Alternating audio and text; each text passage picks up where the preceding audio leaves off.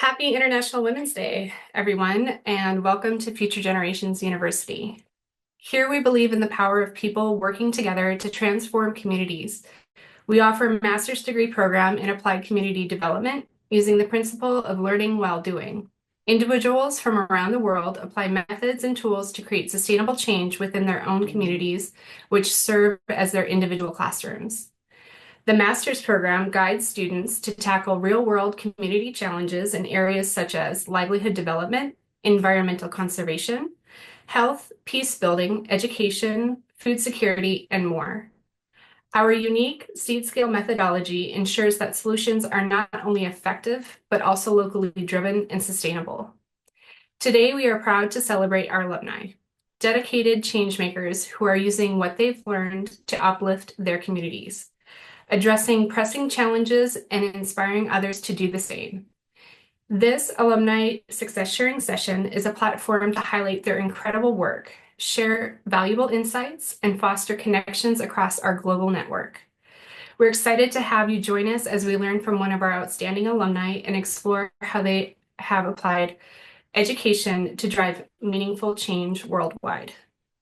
I would like to introduce our presenter, Ikwo Ona, a social entrepreneur, community development expert, and nonprofit management specialist with over 20 years of experience in empowering communities and fostering sustainable development. As the executive director of the Center of Community Empowerment and Sustainable Development, she leads initiatives that enhance organizational capacity, fundraising, and program expansion to create meaningful impact. With a strong background in business strategy, advocacy, and social impact, Ikwo has successfully secured and managed multi-million-dollar grants, facilitated strategic partnerships, and implemented community-driven projects across diverse sectors, including women's entrepreneurship, health, and education. She co-founded the resource space supporting nonprofit sustainability and business growth, and previously held leadership roles in the Planned Parenthood Federation of Nigeria and Global Fund projects, overseeing large-scale health and development programs. A Future Generations University alumna of the class of 2005, Ikwo brings a multicultural approach to community transformation, ensuring inclusive and sustainable change. Please welcome Ikwo. Additionally, we have Dr. Julie Maldonado as our moderator today. Julie is the Associate Director of the Livelihoods Knowledge Exchange Network and a professor at Future Generations University, teaching social research for social change. She is a leading expert in community resilience, disaster risk reduction, and climate change adaptation, with extensive experience working alongside tribal communities, policymakers, and international organizations to develop justice-driven solutions for environmental and social challenges. Thank you, Julie, for being our guide through this important conversation on mentoring and empowering women entrepreneurs.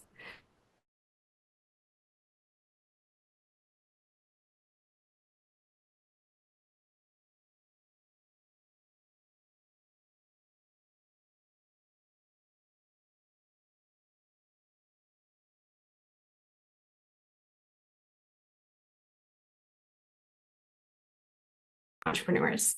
Thank you.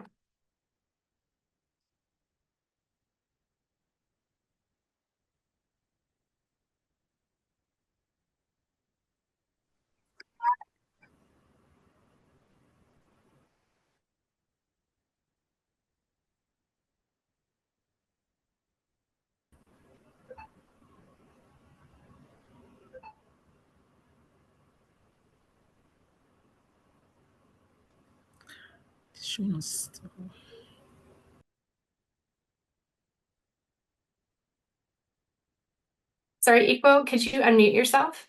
Okay. Good afternoon. Thank you. Good morning for some and good afternoon for others. Thank you so much. I want to say a big thank you to the Board of Future Generations for having me on International Women's Day success sharing session with friends and families all over the world. And then I also want to thank Julie and Chris also for facilitating this. Okay, so we'll be going into um, so what's mentoring? That's it for me. What is mentoring? I looked at it and there were over 15 definitions of mentoring. And what resonated most with me, okay, in all the definitions I saw, was one from that said something about mentoring. Roger's definition of 2004 that defines a mentor as a career friend. So that's that aspect of friendship in mentoring. And then also the Prometheus Foundation's definition that says that mentors build confidence and encourage people to reach their full potential. So that's empowerment. And then you have the definition from Neve Hospital that that brings out that aspect of mentoring that says mentors help others succeed. So in all the definitions of mentoring, these three resonates with me and my journey in mentoring women entrepreneurs. It's a journey of friendship. It also is a journey where I see people reach their full potentials, and I see myself helping women because it's very key. One of the take homes that I hope this success sharing session will bring to everyone at the end of it is that it is important that women help others, other women. Women need to foster an environment where they can all thrive and build each other. So that's one of the things that I hope at the end of this session, we would all go home with, that we need to help each other to foster, thrive, and grow. So the next slide, please. So just as I said earlier, the commonalities in mentoring that all those definitions brought out is that mentoring is a relationship. There is a relationship in mentoring, and it fosters growth. It also brings about support for those that are being mentored. And I tend to see it as a relationship that is both for the mentee and the mentor. So support both ways. Because from all those that I mentored, I have learned a lot. Some of them were in industries that I had no idea on what to do about, you know, what majorly I gave to those women is to be able to turn their ideas into a business plan. And when they come, they don't come asking you if you know the industry where they are in. They just want you to help them. And so at that point, it fostered my own learning. It supported me because I had to learn about several different industries and what it takes for you to run a business in that industry as a woman.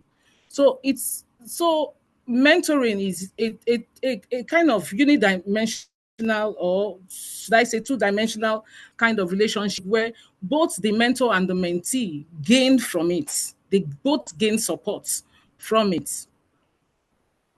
The third thing is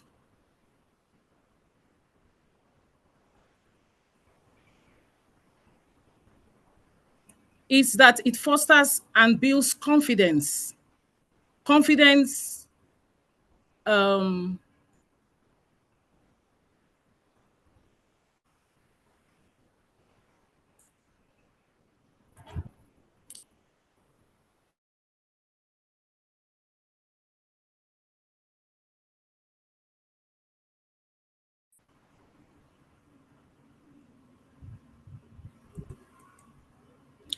so just as I said earlier, relationships, It emphasizes helping individuals grow and accomplish their goals.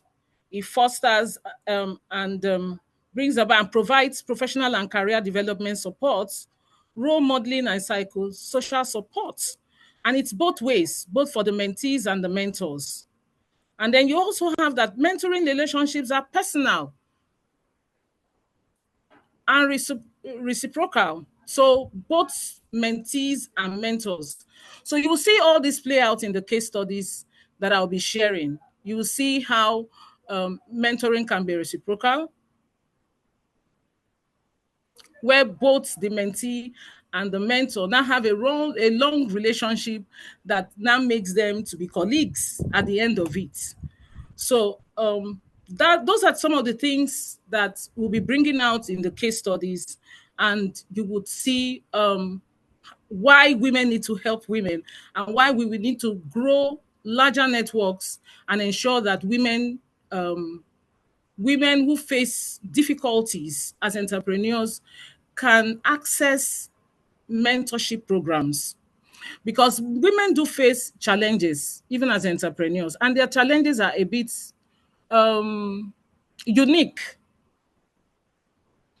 and a bit specific to the agenda.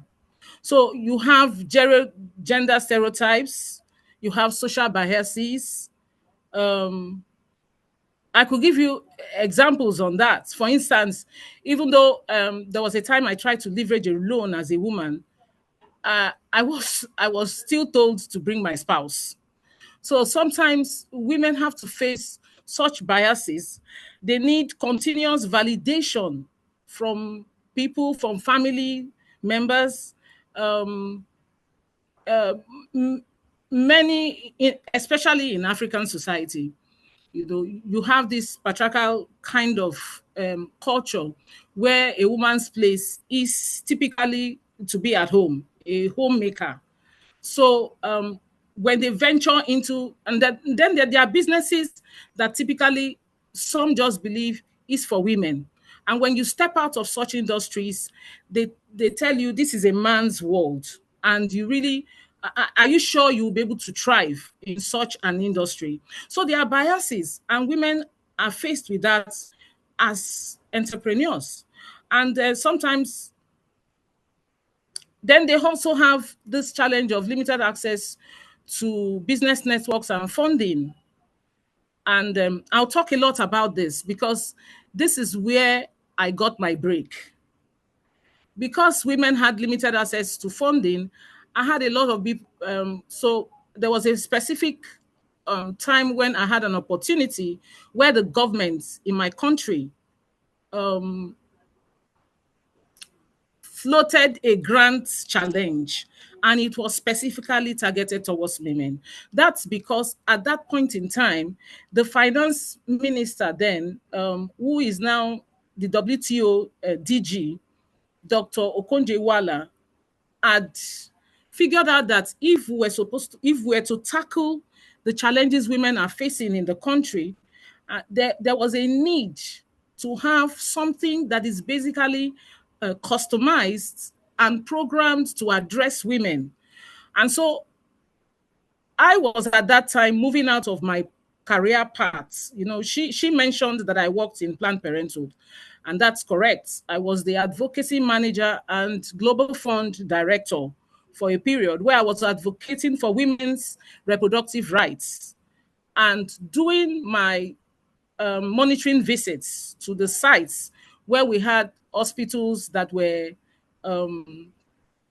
working in our network to to for community health programs.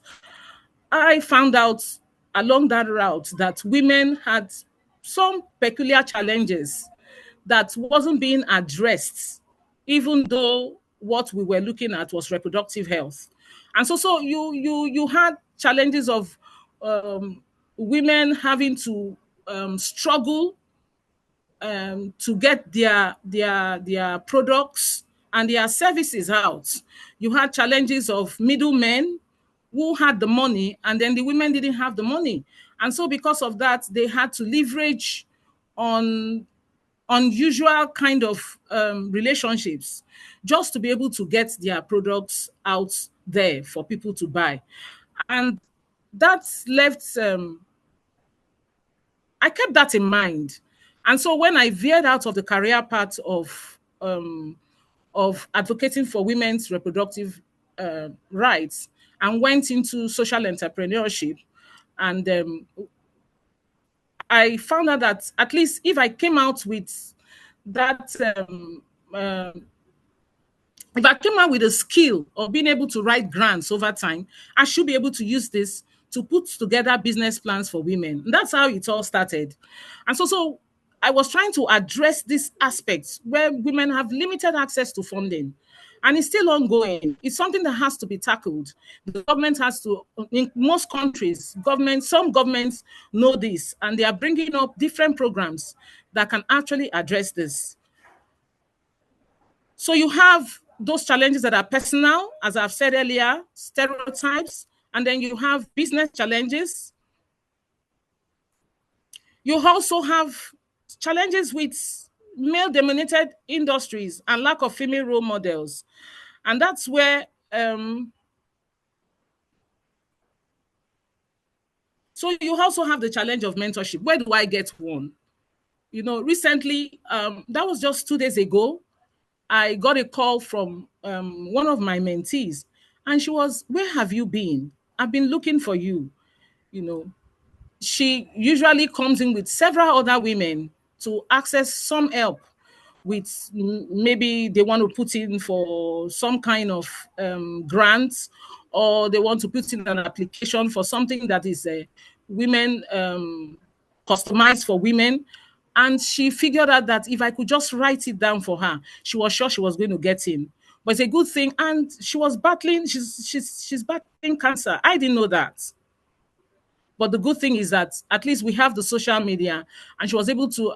I posted this on social media, and then she saw it and said, "Is Ikwo still mentoring women?" I didn't know this about 2 years, and we've lost some kind of contact, but we've bounced back.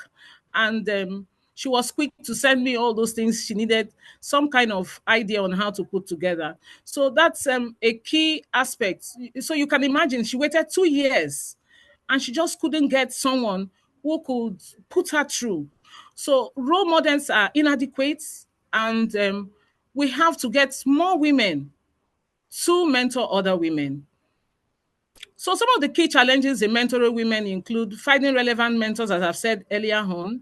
It takes them some time, and so you have them struggling to meet this, even when there are opportunities. Sometimes to access them, they need the right mentor to put them through. And because women don't specifically just go out looking for networks. Networks sometimes come in as a result of maybe family support. So a family posts something to you, or a friend sends something to you. About last week or so, I got another of my longtime mentees, and she sent something to me, and I told her, "I don't understand this." And she says, "There's funding for women. Over 10,000 women can access that fund. But I can imagine how many women know what to do." When she sent it to me, she said somebody put the post on a social media handle where she mentors women that have been bruised and gender, who have undergone some kind of gender violence. And she said one of the women posted on it, and she remembered me because I supported her and mentored her till she got into a particular program that helped raise some amount of money for her business.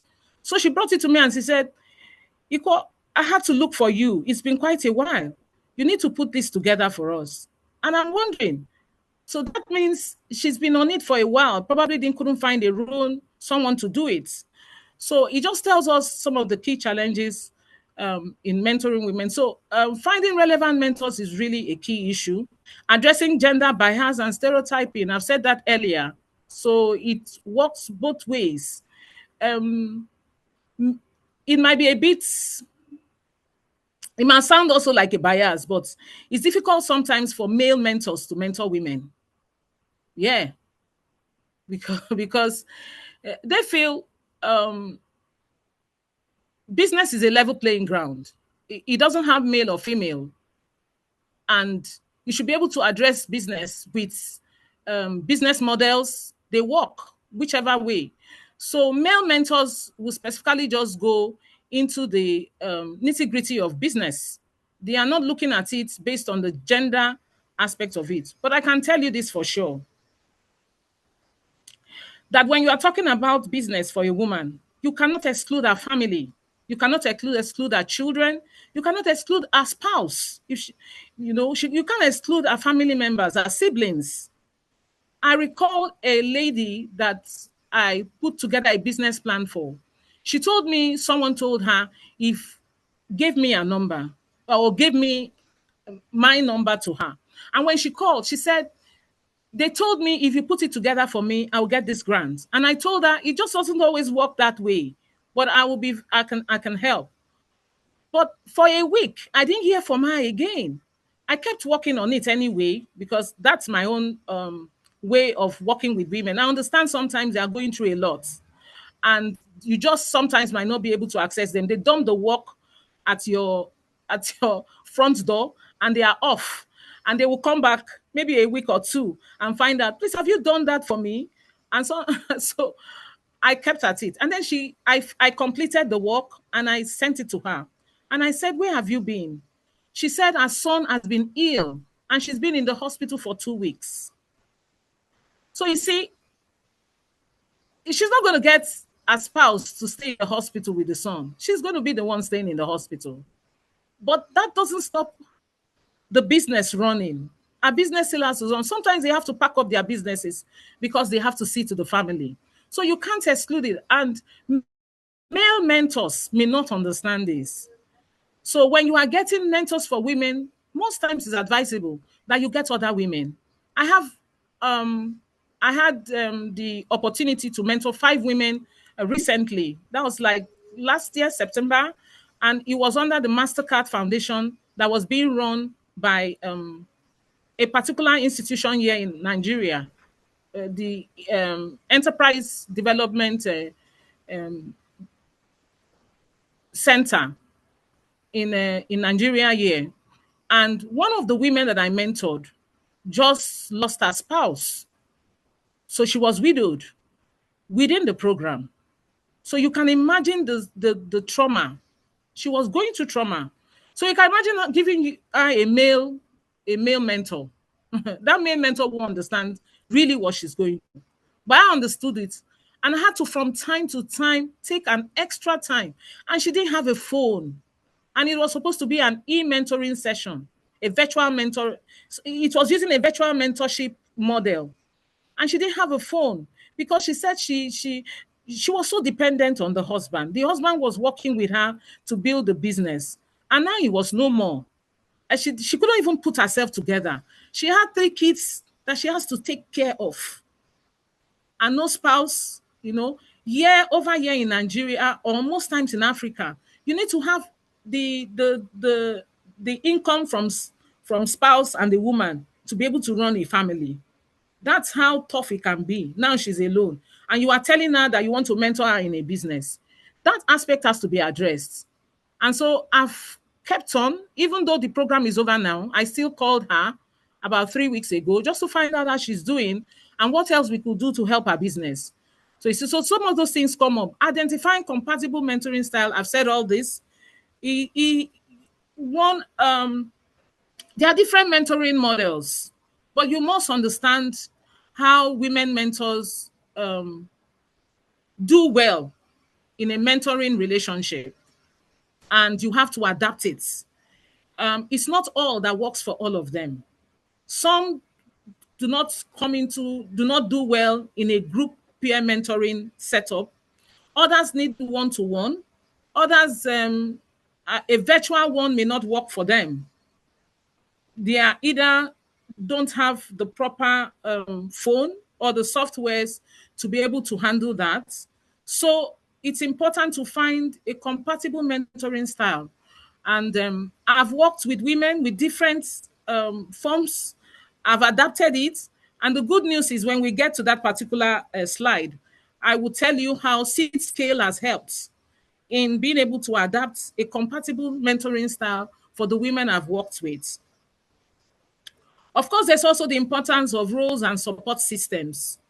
It's important that we have more networks that look at how they can mentor women. And then there's also a part, that and that's coming up in a lot of some of the programs I've been opportune to be part of. That part where they support the family, they bring in the family. They understand that there has to be child support. There has to be some kind of support that, I'll give you a typical example. When a woman begins to attend something where her spouse, that's over here in this culture, where her spouse is not allowed in, and it's called empowerment in quotes, the spouse begins to feel that they are going to be changing the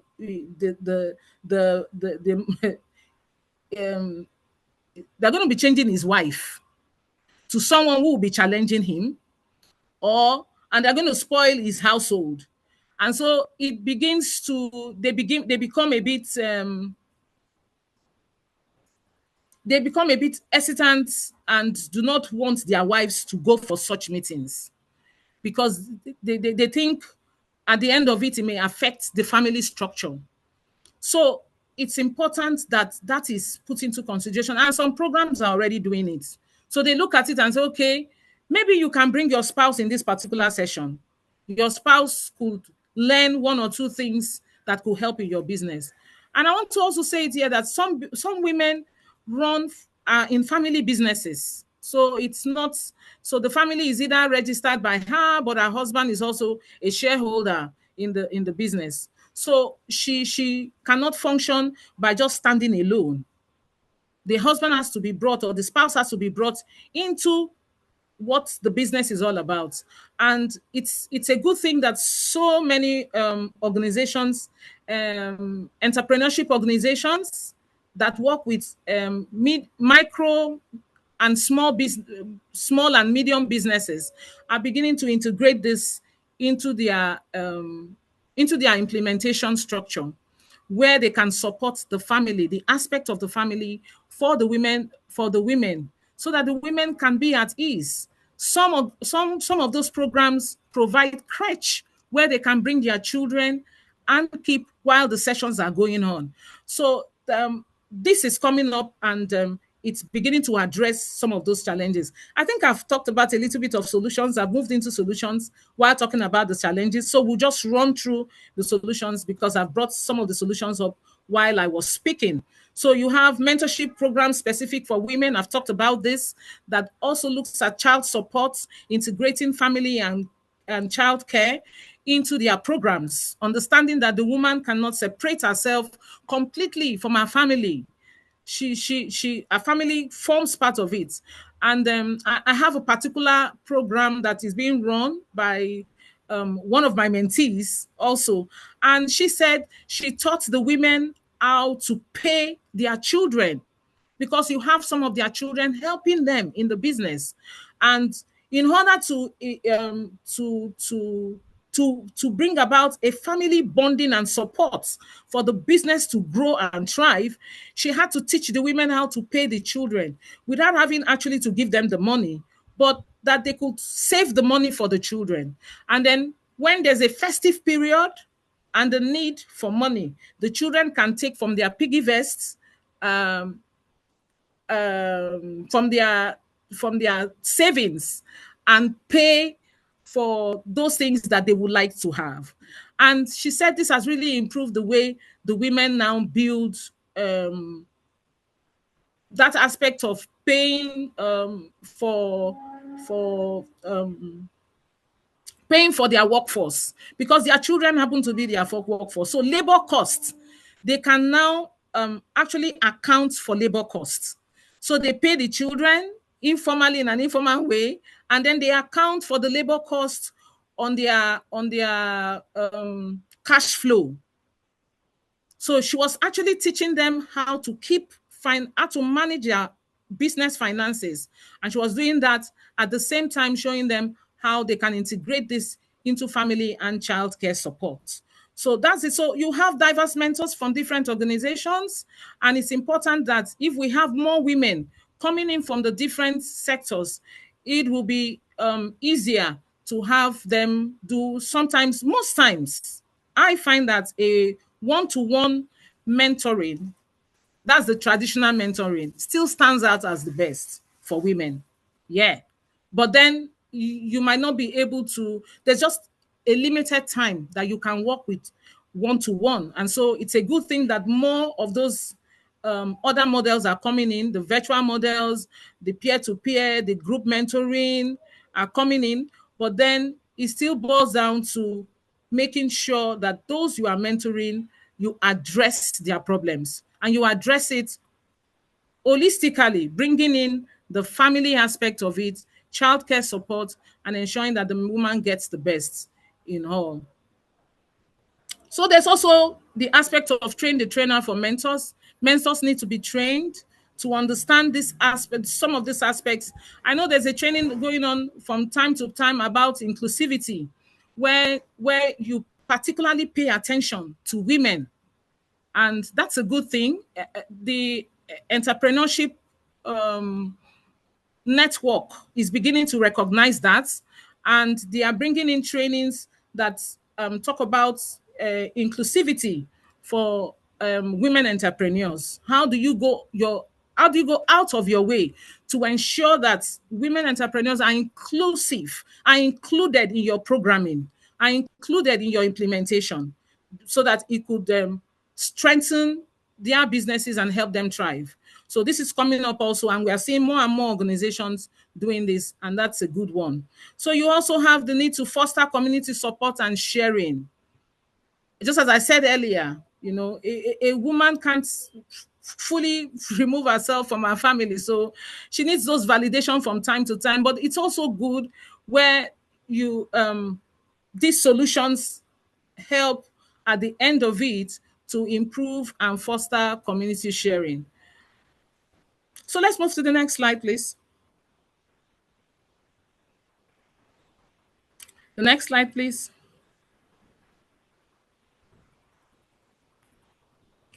So what I've seen as the impact of mentoring on the women that I worked with is the building of confidence.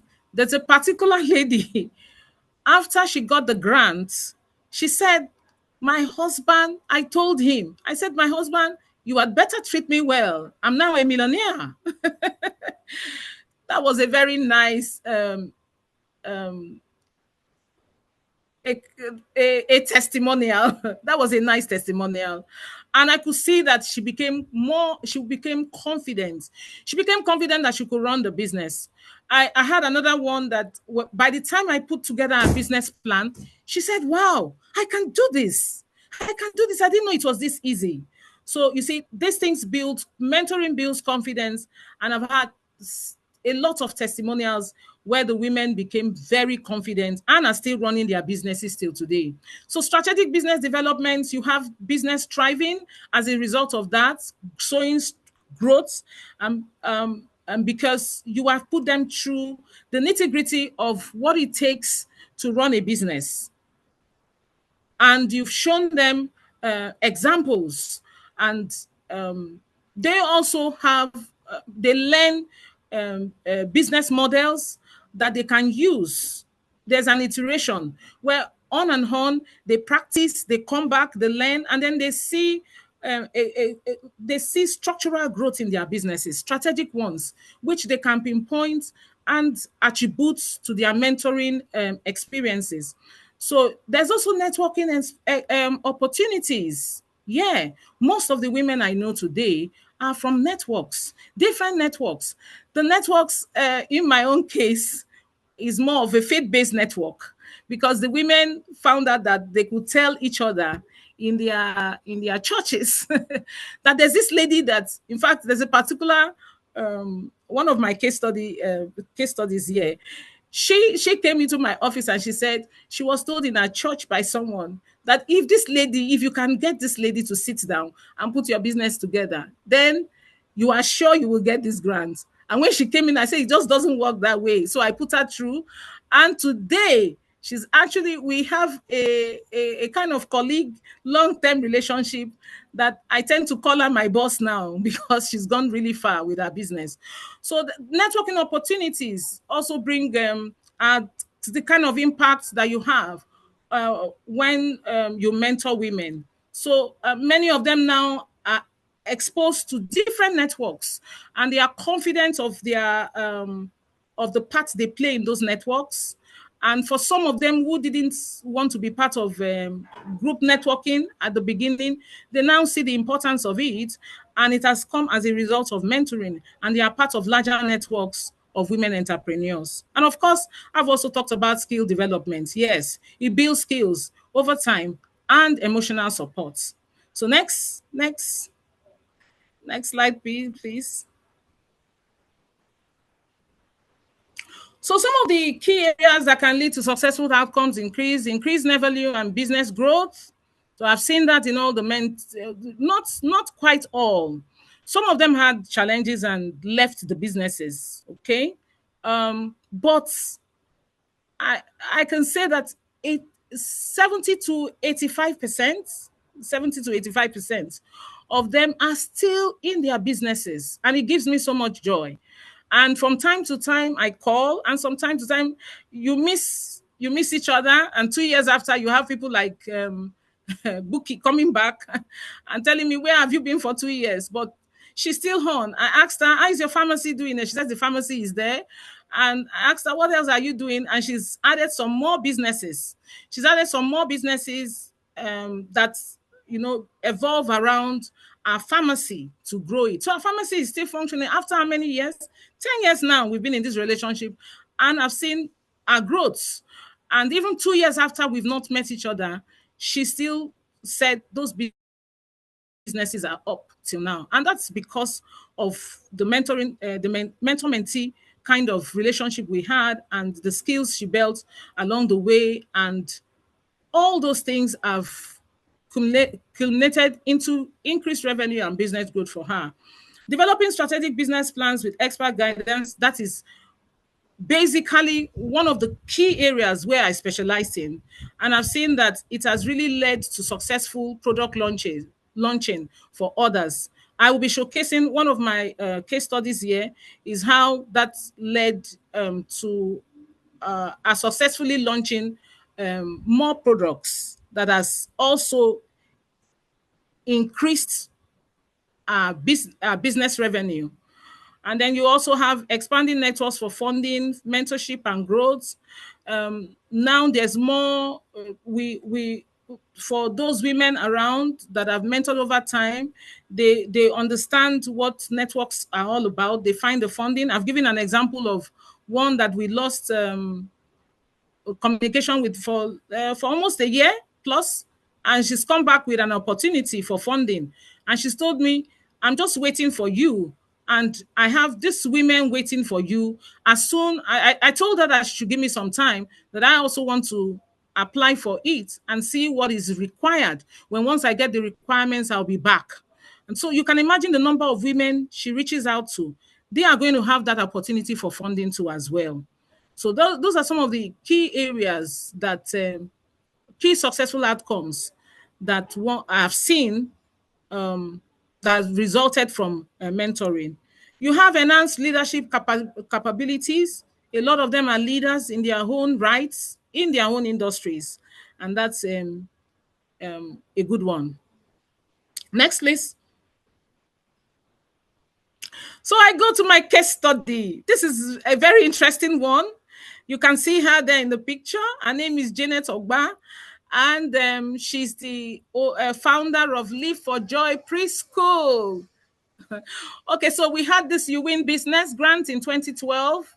As I said earlier, Dr. Konje Iweala, who was then the finance minister in Nigeria, around that period, she saw that during the first business grant application program, they were mostly male entrepreneurs.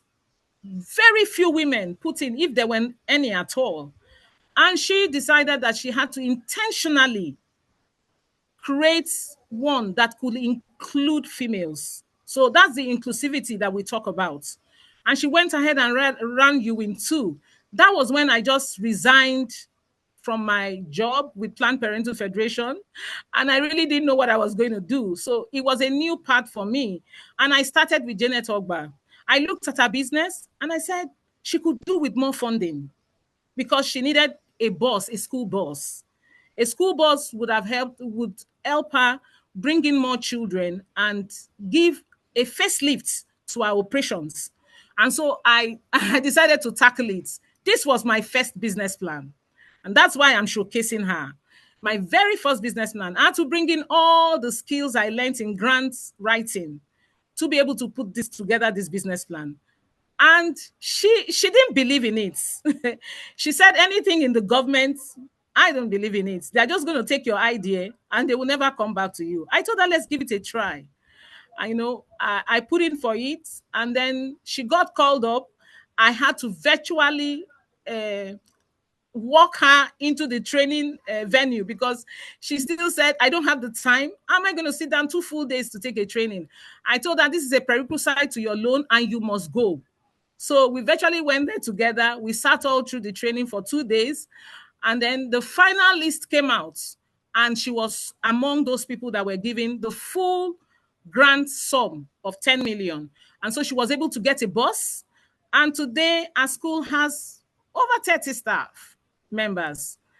The kids there, she's had multiple graduates, some of whom have completed their university education and are working in other industries.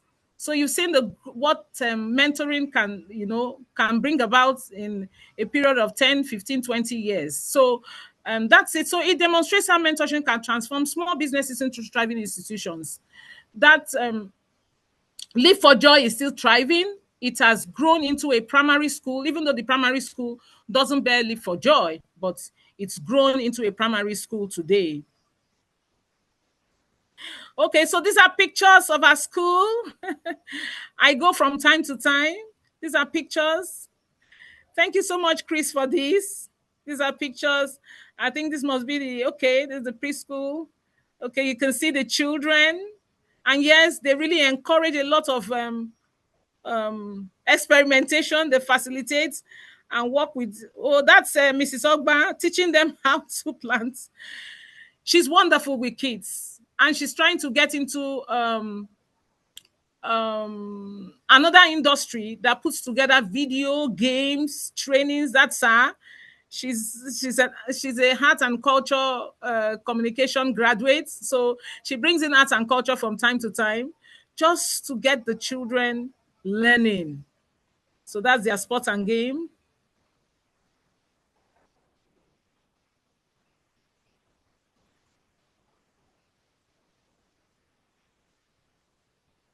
So those are the kids, okay? So that's it for Janet Ogba. I hope she's online and she's hearing it. She's hearing this. Okay, my next case study is Jane Okechukwu. I hope Jane is here too as well. She's among those 5 females that I mentored about 6 months ago under a paid mentorship program that was being sponsored by MasterCard Foundation. And Jean was one of them. Jean was doing a paid employment jump too as well. So it was really tedious for her and understood it. So I had to find out the best time to mentor her. You couldn't just do a group mentoring for those 5 women. They all had distinct, different, and unique challenges. So, but the beautiful part of it is that even though it was a paid mentorship program, I took it personal. And yeah, sometimes we're advised not to go too personal with mentorship, but I see mentorship as an opportunity to help others, build the confidence. And at the end of it, I always have my eyes at the outcome. I want to be sure that my mentee, 10, 20 years after, is still thriving. So at the end of it, she was able to refine her product offerings. She pursued her official licensing. You have to have some kind of licensing from the Food and Drug Authorities. Here it's known as NAFDAC, to be able to get your products into big malls and and shopping and shops and supermarkets. Yeah. So the mentorship program helped her pursue it. She was more focused on ensuring, and she also expanded into non-competing markets. Where by the time we held one-to-one mentoring sessions, she could see her potentials.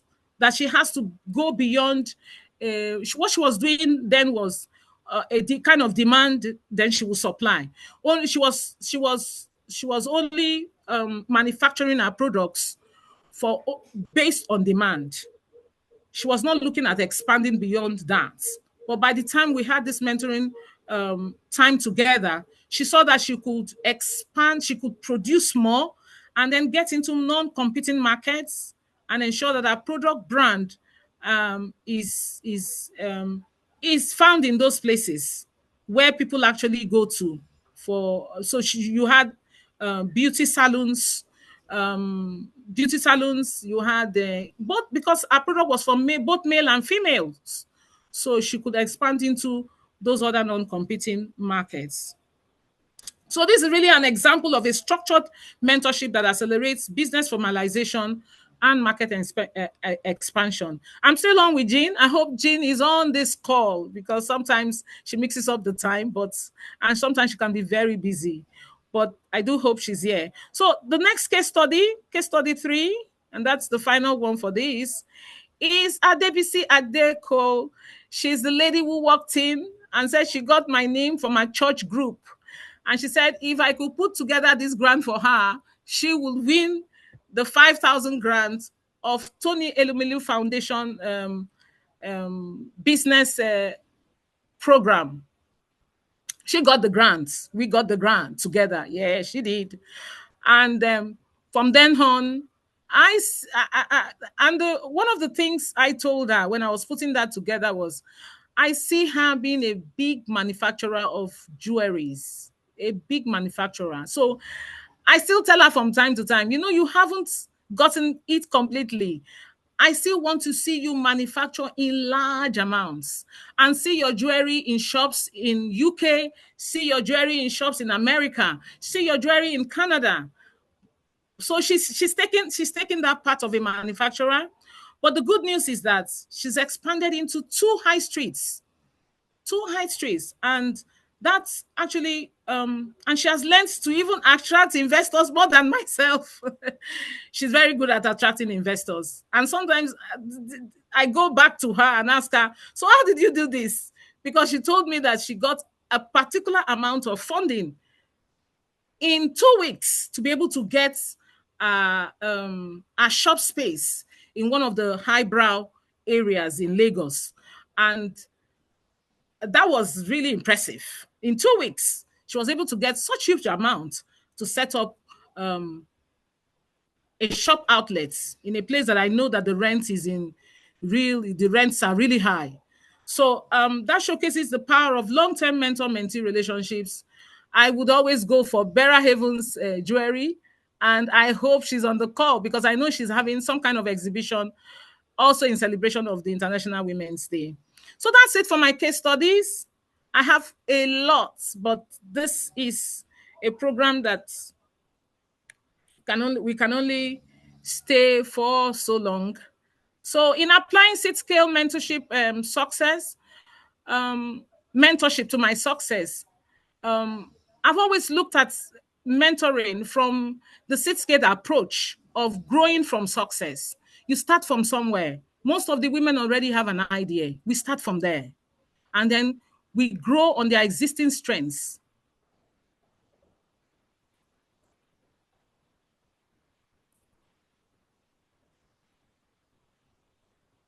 We grow on their existing strengths.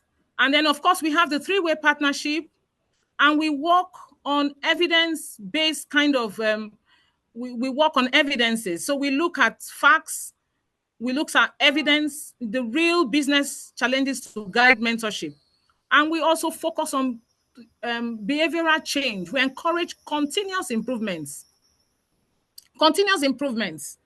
and adaptability, which is, these are the four cornerstones of C-Scale. This is what I learned 20 years ago, and I've adapted it in almost all the programs I implement. So for my mentoring program, I look at it that there is always a place to start from, and that place, it's a growth, it's a success, um, is a success starting point. You must look at existing strengths. You must look at what has already worked, not failures. You are not counting failures, but look at successes. And there's always a success in the life of a woman entrepreneur. She has started somewhere. To be able to juggle children, family is already a successful starting point. And we can talk from there. So there's always the three-way partnership. I engage them as partners. I engage my mentees as partners, and I build a relationship. So it's not about I know it all and bring it to you. We sit down together and tackle it. We ask ourselves questions. I go back, read more, come back to you and say, this has worked in this and in that. Why shouldn't we implement it? And then we go around with continuously until we adapt something that works.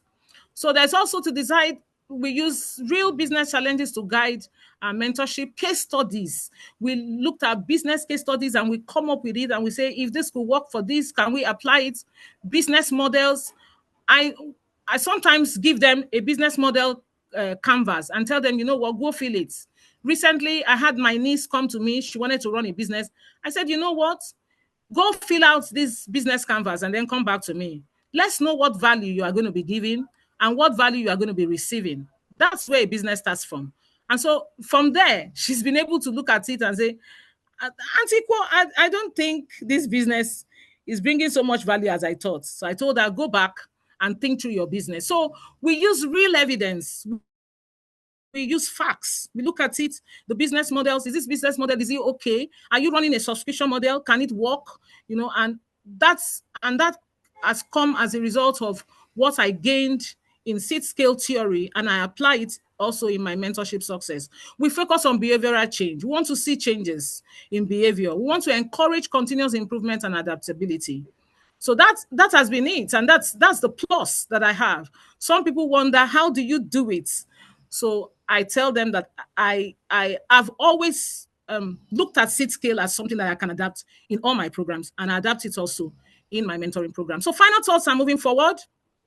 I said something earlier. I said that women need to help women, and mentoring is a good ground for that to take place.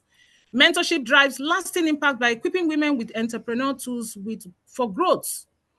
And most nations now know that when you invest in women entrepreneurs, you invest in your national growth and development, because women will take care of their children. Women who are not, when it comes to educating their kids, they do not bat their eye. They want their children in school because they know the impacts of education in bringing families out of poverty. So when you invest in women entrepreneurs, you are investing in national development and growth. Scaling success requires structured programs and inclusive networks and continuous learning. It never stops.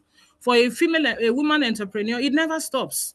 And you have to continue to be a part of networks. Find out which network that you can belong to. There are so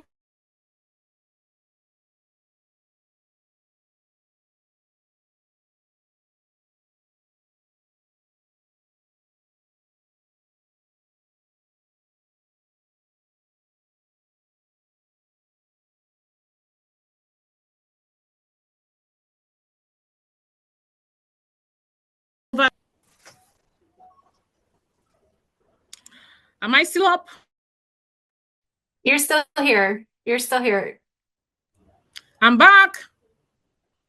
I'm back. So finally, encourage mentorship participation to foster economic development, empowerment, and gender equity.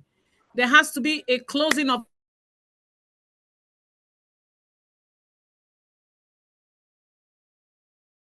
There so much to do to close the gap. I think that, staying at home, they just and know that business in itself has to be structured. They need to be helped to bring those business structure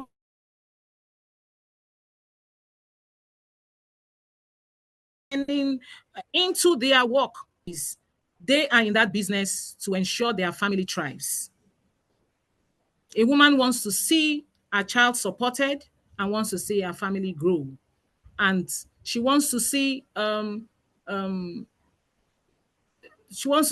improvement in in family incomes, an improvement in family income.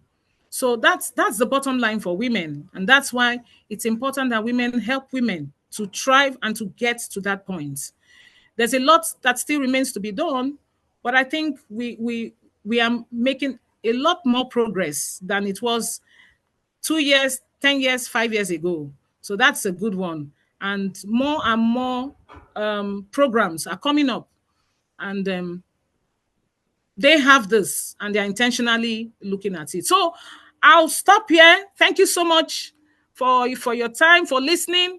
And now it's time for questions and discussions. Um, First, huge gratitude to Ikwo for all the wisdom that you've shared here. It has been quite a life-growing journey, and I'm grateful for what you've conveyed from what you've learned over the last couple of decades, and the kind of the seeds that were planted for you within your time at Future Generations University, and your willingness to come back and share that with the broader community here. So first, just hugely uplifting gratitude for your work, for the energy that you bring and all that you do. And I especially loved Ikwo, how you talked about, mentoring really as a relationship, as this two-dimensional relationship, right? As this co-mentorship. And it's a process that's always emerging, right? And doesn't just have a clear endpoint together, right? That you're always connecting and reconnecting, even if that's a year, 2 years, 5 years down the road, that relationship really matters. And having those check-ins and time together to touch base. And so I just want to let folks know, if you do have, there's been a lot of great feedback coming into the chat. If you do have questions, would like to put in, I have a few questions I would like to pose, but starting with John had put a question in the chat, Ikwo, about, really being inspired by your work, and asking, what advice you would provide to refugee women who are struggling to raise financing for their enterprises. And what can refugee women running businesses in refugee settings do to access the global market? Can I get that question again? Sorry. Yes, absolutely. So John had asked, what advice you might provide to refugee women who are struggling to raise financing for their enterprises, and what can refugee women running businesses in refugee settings do to access the global market? Okay. One good thing now is that the world is a global market, the whole world. And then what the social media and the social media itself has made it possible to be able to showcase your products here in your country and have someone elsewhere, get to know about your products. So that's one way that's well, but I always say for these vulnerable groups, you need to bring them together. You need to bring them together so that they can showcase their products together. It's stronger when they work together. I found that out. Not singly, but that they can work together, and you put them in an e-commerce setting where people from other parts of the world can see what you are doing with them and what they are doing, and their products can go that way in a group setting. So that, I believe, would work for such groups. So if you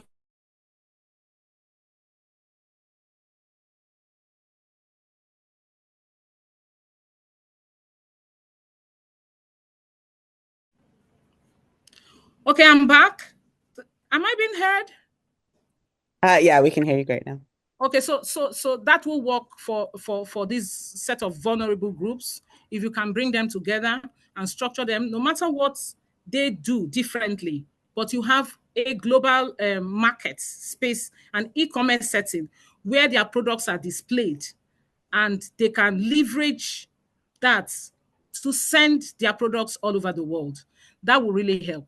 And then, depending on the countries where they are, I'm sure if you ask the Ministry of Commerce there, they do have special grants for women. Absolutely no country that doesn't have this. I found out that countries understand the need to include women entrepreneurs and have set up different funding mechanisms for them. All you need to do is find out which funding mechanism is there in that country that can fund the women. Thank you. And thank you so much, Ikwo. And if folks do have any questions, you're welcome to put them into the chat. I was curious, Ikwo, from what you were sharing, if you have any suggestions for, you shared a couple examples, but if you have suggestions for kind of other pathways for finding an appropriate and effective mentor. So for those looking, for that mentor, you talked about a few ideas at the beginning. If there's other, examples, ideas you might have in terms of what are those pathways, opportunities that you've seen that are developing approaches that people can take for making sure they're finding not just, any mentor, but really a good match and someone that really is going to be effective and appropriate for them.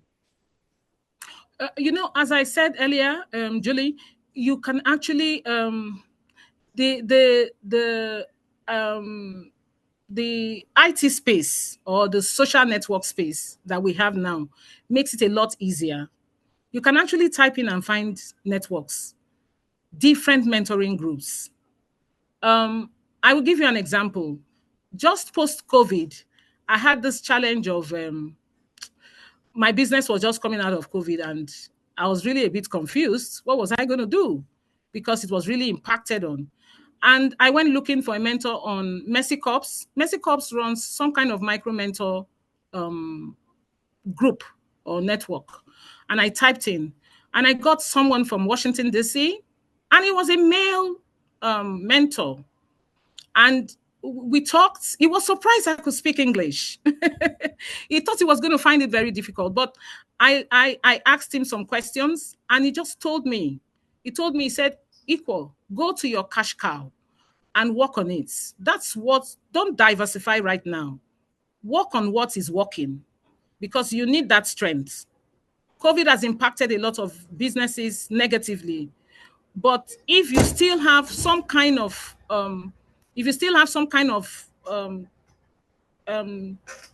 some kind of cash cow down there,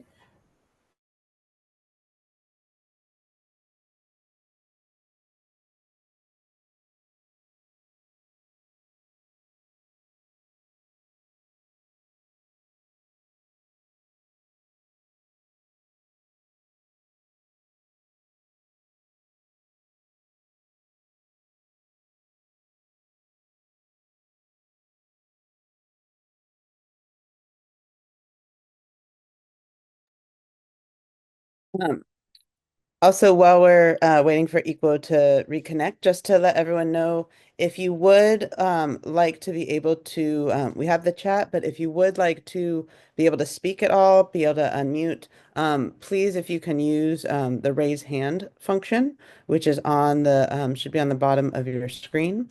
If you'd like to use the raise hand, then you're very welcome to be able to unmute and speak.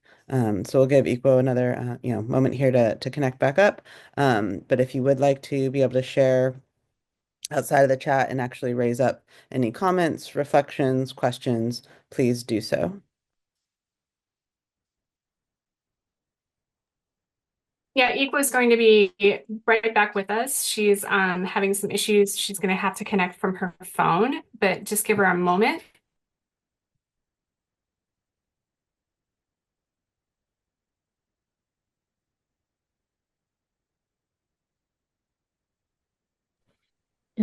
Luke, you had raised your hand.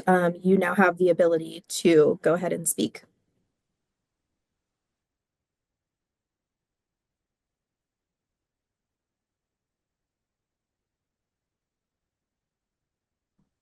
I did not intentionally raise my hand.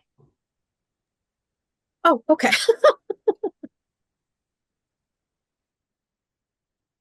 And there was a question as well about having this presentation. And so just to let folks know that the questions and responses to this will be up on the alumni Facebook group. But then Chris, maybe you can respond in terms of the recording of the session and access to the presentation. Yes, I'm gonna go ahead and make sure that this is put on our YouTube channel as well, but I will be highlighting each of the questions and any questions that possibly are asked that we don't have an opportunity to answer right at this moment. We will get those answers and be posting them in the alumni Facebook group as well.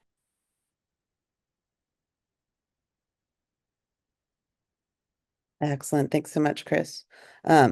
And again, if folks, Ikwo is going to connect back on through her phone. And so if you would, in the meantime, like to put anything else into the chat, or again, you're welcome to use the raise hand function and be able to share a question, or if you just have a comment, a reflection that you would like to share with the group, you're very welcome to do so.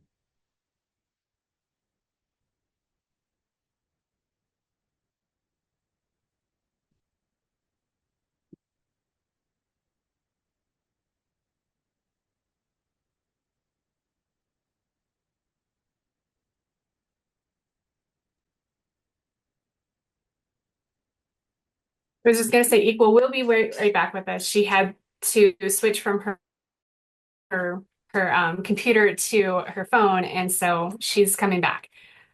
Luke, do you have a This question? is actually Daniel. Oh, So let's welcome Daniel to the conversation. Well, the conversation with Ikwo and me goes back a long, long way, folks. And I just want to congratulate Ikwo, but I also want to welcome everybody else. When Ikwo was a master's student, I could tell you a lot of stories about how she demonstrated early ability in entrepreneurship. For instance, she was having trouble entering the community she was going to work with. So she first got to understand them through studying them at a distance through binoculars. She has always shown the ability to be creative in entering the dialogue and discussion. Nawang, for instance, well remembers the creativity that we had to demonstrate with Ikwo's persistence, Nawang being a classmate of hers, her persistence to get on the airplane and come to China through Nepal. So one of the key issues that I want to congratulate Ikwo with and recommend that she did not mention as she was talking about her entrepreneurial training is that you need to be persistent. You need to be experimental. You need to keep on going because you're opening a new niche when you're an entrepreneur. And in order to get into that niche, you'll have to figure out all the different possible doorways. And then once you get in the doorway, you have to be just creating and experimenting and see what works. So, Ikwo, first of all, my congratulations. And to everybody else who is listening to this story, don't be afraid. Just push, push. And once you get a little bit of success, follow the experiment. Look for the evidence of what got you the success. Strengthen your partnerships, just as Ikwo has been saying. But she's had these skills innately from the beginning. And she just practiced and practiced so to have the ability now to pass them on to others.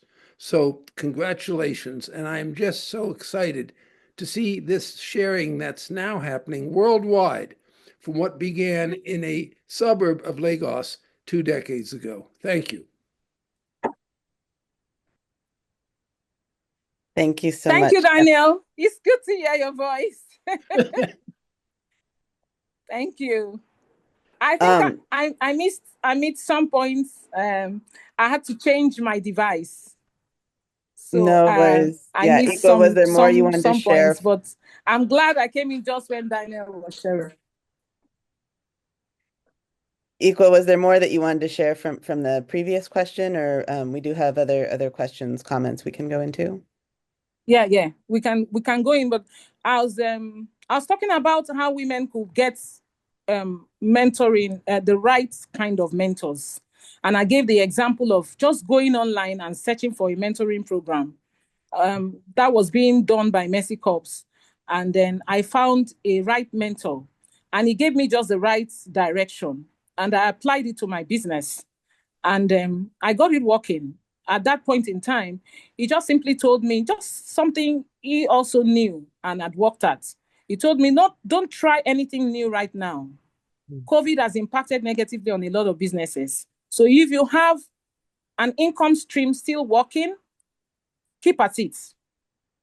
Do not venture into another revenue stream that you know nothing of, because right now you need to come out fully from the negative consequences and impacts of COVID. So, and I took that, I applied it to my business. So out there, and that's why I said it's really a global world now that has been brought to us. So you can actually go online and find business networks within your country, your local, and then you have the government also. Different countries they have some kind of business networks, and those business networks actually target women. They understand that you need to be intentional about bringing women in as entrepreneurs. So find out within your local network if you have a mentoring program going on. There are quite some global South mentoring programs also that are being brought, from the US and Canada and some other European countries, but are being implemented in Africa. So those also have, I've just given you an example of MasterCard Foundation. MasterCard Foundation ran a program basically for young women. And they understood that to be able to address entrepreneurial challenges for women, they needed to have some kind of mentoring program running. And even though it was a paid mentoring program, we were selected, we were identified within a network of business development service providers, which I also am licensed in my country to provide. I provide business support, and I basically tell them when I fill my form that I target women. I'm a provider for women. So they know that if you are looking for a mentor for a woman, you should scroll through and find those that are typically skilled towards directing their skills to women. So it's out there. It's just for you to find, and you can ask your local medium, small scale organizations in your country. I'm sure they have something for women. There's absolutely no country that doesn't. Yeah.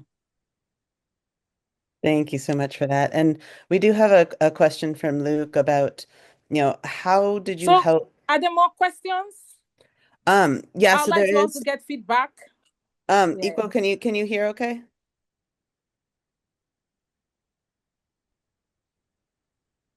Ikwo, I'm going to put in, I don't know if you're able to hear, so I'm going to put into the chat. If you're able to see, there's a question from Luke asking how did you help your community to balance home and business success? I want to understand that question. How do I help my community to and my home in balancing business success? Did I get that right? Yeah, and I don't know, Luke, maybe if you want to give any more explanation about the question, you're welcome to raise your hand and unmute. How did you help your community to balance home and business success? Okay. I said earlier that the women entrepreneurs really don't go out of their family. It's part of their success story. So when they thrive within the community, they build the community.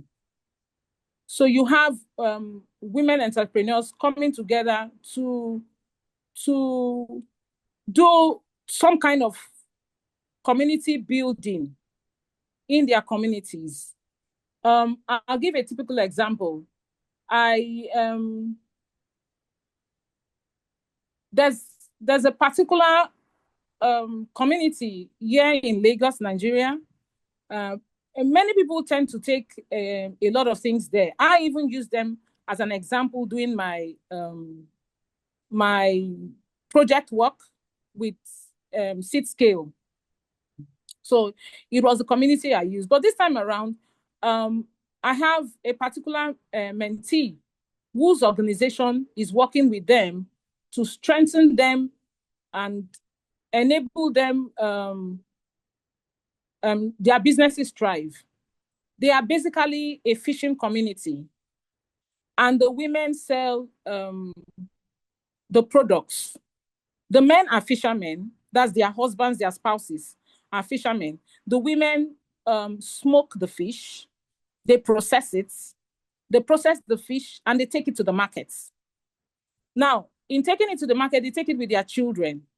So some of them, the kids miss schools and don't attend schools. That's because they have to work with their mothers to take these products to the markets.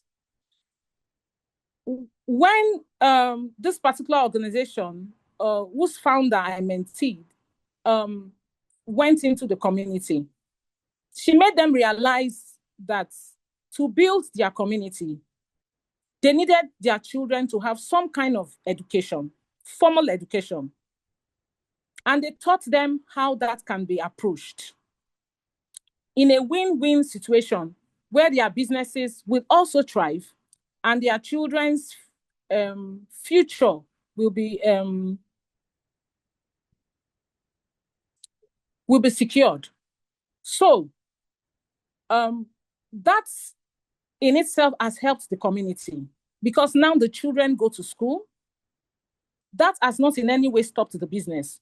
What has happened is they've taught them how to foster education, child support, and family inclusion in their businesses without, taking from one and then leaving the other not to thrive.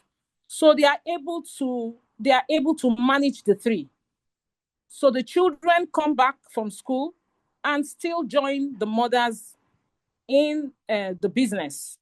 And when it's time for exams, the women understand that their children have to take exams in this formal education and they have to do well. They are the ones encouraging their children now. Their children still serve as a workforce. And so they reduce labor costs for the women. And the women are able to make profits. Their businesses are profitable. And at the same time, their children have opportunity to go to school, the public school. And the family at the end is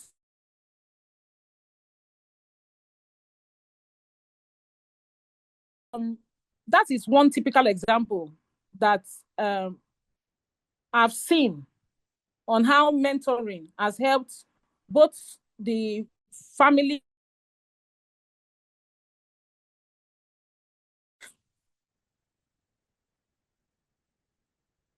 I hope that has helped clear that particular question. Yes, thank you so much, Ikwo. And we do have two more questions in the chat here. One is from Sushila asking, what has been your initiative to address the power dynamics of the society? You know, I said something about the seed scale. The seed scale tells you not to look at the failures, not to look at the difficulties, look at the success. So I've always worked from that point. When you go into the community, yes, there are power dynamics, and we know that, especially in a patriarchal setup. If you try to fight the powers, you will end up fighting for a very long time. There are some of those cultures you can't just dislodge. You've got to find a success factor and build from there. So I'll still go back to the fishing community. The success factor there is not telling the women, you know what? You've got to go to school. Your children have to go to school. There was already a problem there, but they had to come in from the point of success of building their businesses, showing them the dynamics in labor costs, why you should let your children go to school to make them better, learn better and come back as your workforce to implement their learning from their schooling and ensure that your business thrives. Now, that has dislodged a lot without necessarily fighting it. So the children now they still go to the formal schooling and come back with some of the learnings from the schooling to help the mothers. And the mothers see the outcome of formal education on their businesses. So indirectly, you've dislodged some power dynamics there, and you've created some kind of you've created a better way which allows the children to have education. And at the same time, the businesses are not in any way, the businesses even get better.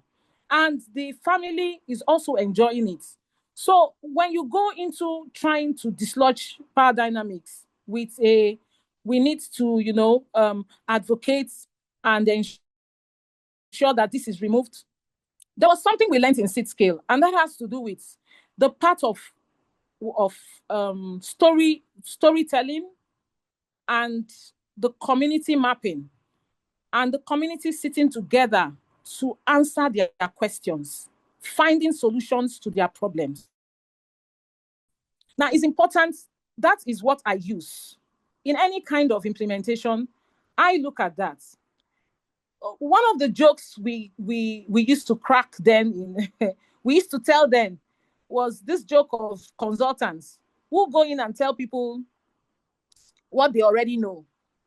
No, I tell you, this is what is this, and this is what is that. I think it was Daniel who brought that up, and we all had a good laugh. And then the community members will tell you, I know you are a consultant because you are telling me what I already know. You are not telling me anything different. You are telling me what I already know. So in working with power dynamics, we still look at the success factor. We build from success. And from success, the community starts talking. They start relating. And then they are the ones who will eventually shift the power and ensure that women thrive in their community. Women are heard in their community. And women's voices also stand. Equity comes that way. It's not forced. It grows, it moves, and it grows from time to time. And before long, you find out that the power dynamics are shifting, the gaps are closing, and more women's voices are being heard, and the community is working in partnership together. So I hope this has answered that question. Yeah, because I thank don't you. purposely go to try to dislodge dynamics. Yeah, That would be a waste of my time. Thank you, It's Ikwo. really Yeah, and we difficult do and have tough. a couple more Yes. questions in the chat here. We'll see if we have time to get to them. We have time for at least one. And again, any we don't get to, we will put into on the Facebook group. So Jane posed a question here about having the impression you have become this kind of mentor of mentors, right? And so asking if, are you designing and structuring programs for mentorship for other organizations and communities?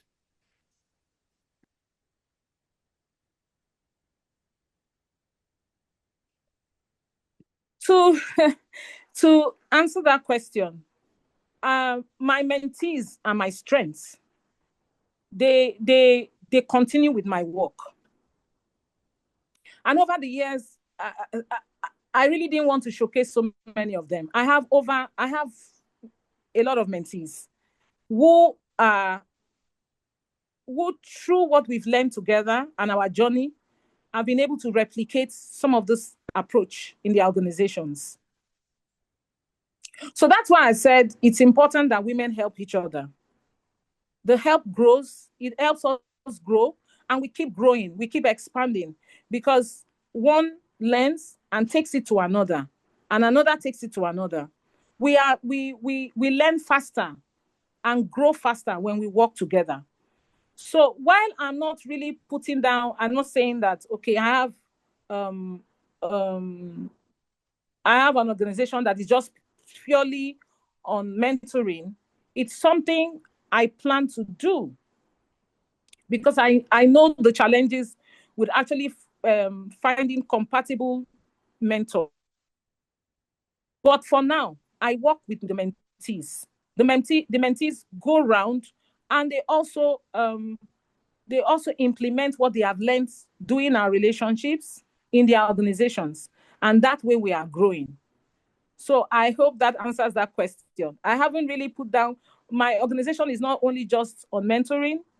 We have several things that we try to do to support women. Okay, but it's important to know that what we have started is growing fast. That's because when you mentor a woman, she mentors another one. And that's why I keep saying that the take home for today is that women need to help each other. You can direct a woman to a particular network that you know can take care of her needs and answer our questions. So that's what we do. So I also work in referring women to networks that I know would help them, will build them strong. And that's, if you notice, I keep saying that your local, your government, your local authority has some kind of program. Find it. It's important you find it. There is no country that does not have something specifically for women. Most nations understand the need for that investment. So all you need to do is find the one you can work with in your country. Huge gratitude, Ikwo, for that nugget of wisdom leaving with us there, and I think a really important key take home for everyone who's on here and those tuning in. As Chris put in the chat, just to raise up again, is we are up at the time here, and so we're going to transition to kind of a closeout and announcement for the next session of these. But just a reminder, if you want to put anything in the chat, those questions and responses will get posted to the Future Generations Alumni Facebook group. And let's show just huge gratitude again for Ikwo for all that you've shared and uplifted on this International Women's Day. And with that, we will turn it over to Chris, I believe, to close us out and share what's coming up next in the series. Thank you so much, Julie. I'll share so Ikwo and Julie both, I want to say thank you so much for participating today, for guiding the talk, and Ikwo for sharing your insights. I think they're extremely valuable. And congratulations on 20-year past graduation success. I think you really had a lot of successes that you brought forward today. So thank you for that. And I want to go ahead and share here our next session is going to be on Earth Day.